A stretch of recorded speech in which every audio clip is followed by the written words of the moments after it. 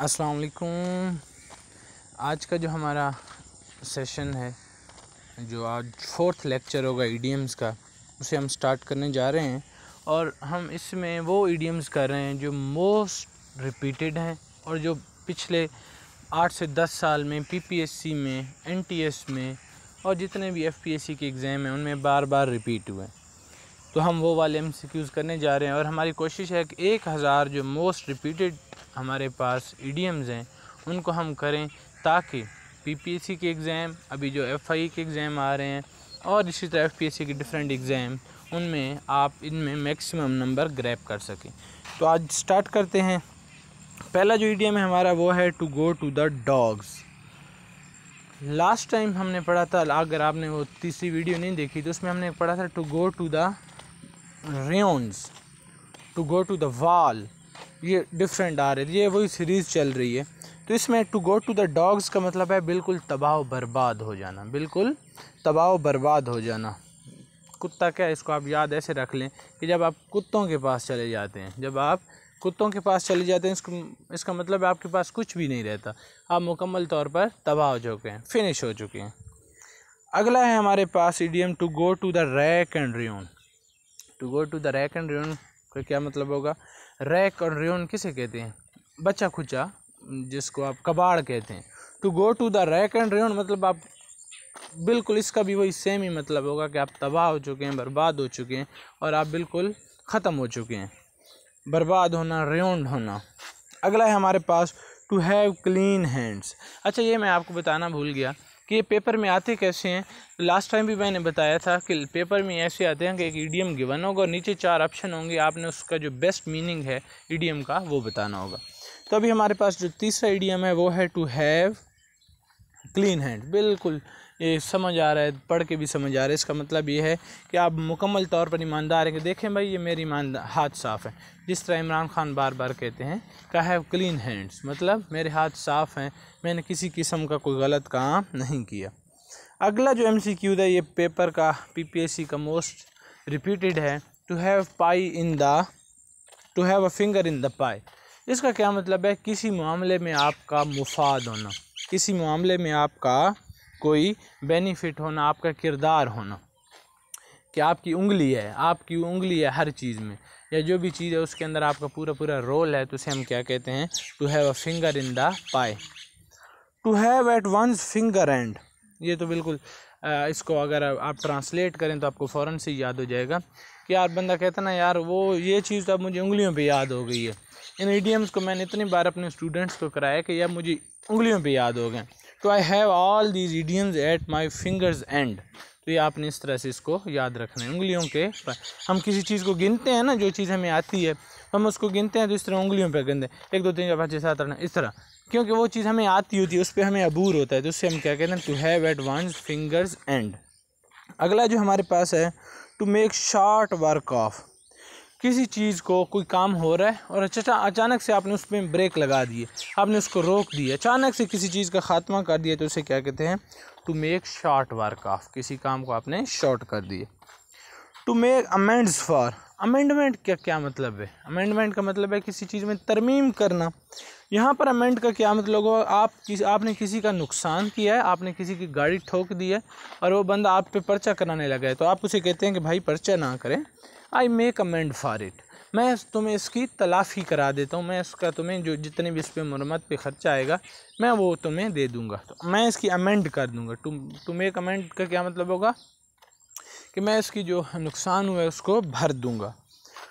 To make a clean breast of. आपने इसको ऐसे देखना है कि हम कहते हैं ना, यार मेरे सीने पे बड़ा बोझ है, मैं इस बात को मज़ीद नहीं बर्दाश्त कर सकता, मैं ये राज बताने लगा हूँ, मैं इस जुर्म में शरीक नहीं होना चाहता। ये जो बात है कि मैं अब जब ये सच बोल दूंगा तो मेरा सीना हल्का हो जाएगा, तो उसको हम क्या कहते हैं? To make a clean breast of. आपने ब्रीस्ट को सीने से याद करना है, ठीक है? क्या ये मेरे सीने पर एक बोझ था किसी भी बात का, किसी सच का, मैं अब उसे बताने लगा हूँ। तो जब आप कन्फेस करते हैं, कोई जुर्म कन्फेस करते हैं या फ्रैंकली किसी चीज़ के बारे में खुले दिल से इतराफ़ करते हैं, उसे कहते हैं to make clean breast of.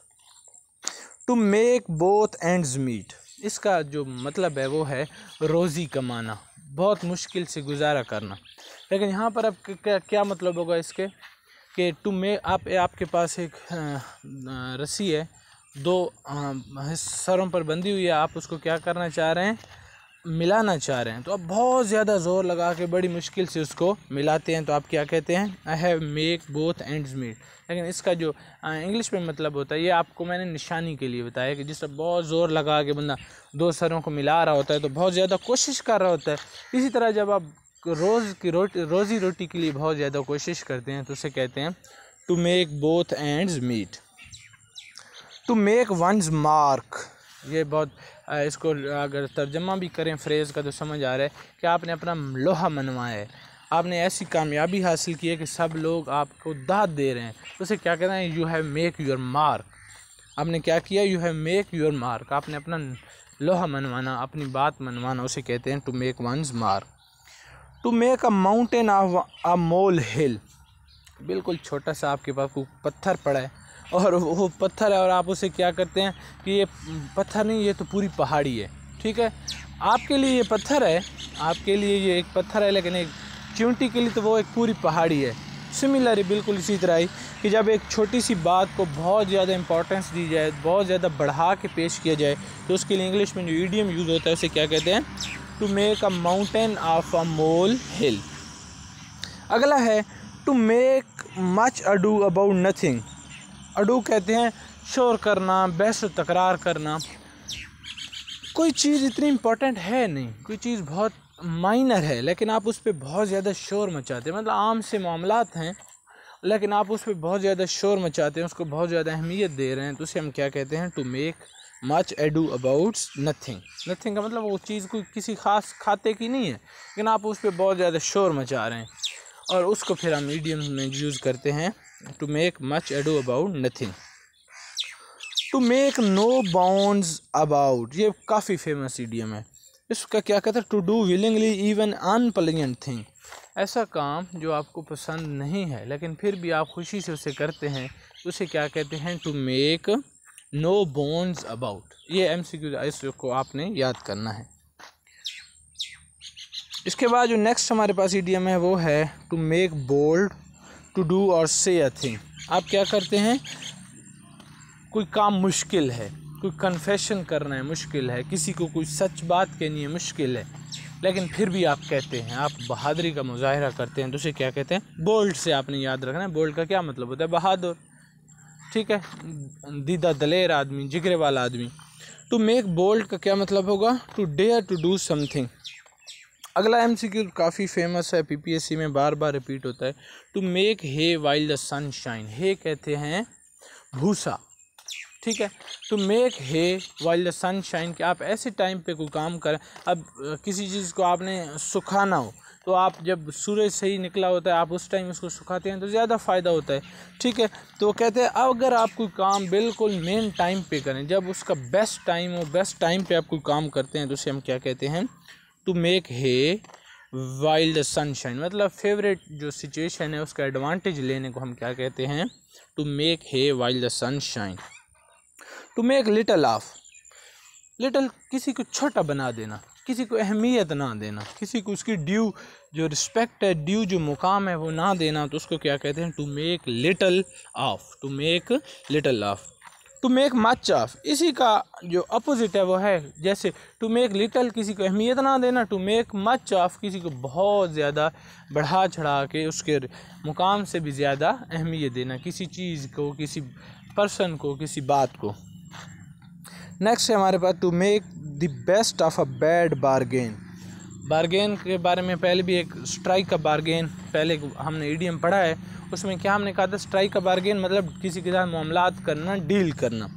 To make the best of a bad, बिल्कुल समझ आ रहा है आपको, to make the best of a bad bargain, कि बारगेन आपकी वो अच्छी नहीं थी, आपके साथ अच्छी नहीं थी, लेकिन फिर भी आपने उसका फ़ायदा उठा लिया है। मतलब to turn a disappointment into a possible, मतलब आपने जब नुकसान को आप फ़ायदे में कन्वर्ट कर लेते हैं तो उसे क्या कहते हैं, to make the best of a bad bargain. इसके बाद जो नेक्स्ट है हमारे पास वो है to make neither head nor tail. इसको मैं आपको याद करने के लिए बहुत इजी तरीका बताता हूँ कि बाज़ औक़ात रस्सी या बचपन में हमें वालिदा कहती थी कि ये आप ना सुई में से धागा, हमें या कोई दादी कहती थी, तो वो बाज़ औक़ात हमें जो धागा होता था वो इतना उलझा हुआ होता था, समझ नहीं आ रही तो इसका सरा कहाँ पर है। तो जब किसी चीज़ की, किसी बात की, किसी मामले की समझ ना आ रही हो तो उसके लिए हम क्या कहते हैं, to make neither head nor tail, ना सर पाँव की इसकी समझ ही नहीं आ रही तो उसके लिए हम क्या कहेंगे, to make neither head nor tail. To make a tool of, tool क्या होता है, कोई ऐसा आला है जिसकी मदद से आप कोई भी काम करते हैं। तो जब आप उस टूल को इस्तेमाल करते हैं तो क्या करते हैं, आप उससे अपना मतलब निकालते हैं, आप उसको यूज़ करते हैं और अपना कोई यूज़फुल काम लेते हैं जो आपके लिए वैसे करना मुश्किल होता है। तो इसका मतलब क्या है, to make a tool of का मतलब निकालने के लिए इस्तेमाल करना, to use another person to achieve one's own end, अपना मकसद हासिल करने के लिए किसी दूसरे शख्स को यूज़ करना। To make free with, to use freely, ज़ाहिर बात है आपके पास कोई चीज़ है और वो आपकी अपनी है या आपको इख्तियार दिया गया है तो आप उसको फ्रीली यूज़ करें। टू यूज़ फ्रीली तो आप उसके लिए इंग्लिश में इडियम यूज़ करते हैं, to make free with. To play the women, इसी का आज हमने एक वन वर्ड सब्स्टिट्यूशन में वर्ड पढ़ा है एफिमिनेट, आज के लेक्चर में था, आप जाके देख सकते हैं उसको। एफिमिनेट का क्या मतलब है, जो है तो मर्द लेकिन उसकी औरतों वाली आते हैं। सिमिलर इसका भी यहाँ पर मतलब है टू प्ले द वुमन, मतलब टू एक्ट लाइक वुमेन, आपका बिहेवियर, आपकी आदतें औरतों की तरह हों तो आप मर्द, उसके लिए जो वन वर्ड सब्स्टिट्यूशन में वर्ड आता है वो एफिमिनेट आता है और यहाँ पे जो इडियम आएगा टू प्ले द वुमेन, कि औरत का किरदार अदा करना। टू प्ले ट्रॉन्ट, ये बहुत फेमस एक है इडियम जो पीपीएससी में बार बार रिपीट होता है। टू प्ले ट्रॉन्ट का क्या मतलब है, जब आप बग़ैर बताए अपनी जॉब से, स्कूल से, कहीं से भी अब बग़ैर बताए जब गायब हो जाएं तो उसे क्या कहते हैं, टू प्ले ट्रॉन्ट। आपने क्या किया है, आप ट्रॉन्ट खेले हैं, आपने उनको टॉन्ट किया है। अब ज़ाहिर बात है जब बग़ैर बताए आप चले जाएंगे तो आप उनको टॉन्ट ही कर रहे हैं, आप उनको तकलीफ़ दे रहे हैं, तो आप इससे रिलेट करके इसको याद कर सकते हैं। To play second fiddle, fiddle है किसी भी चीज़ का जो एक्टिव रोल।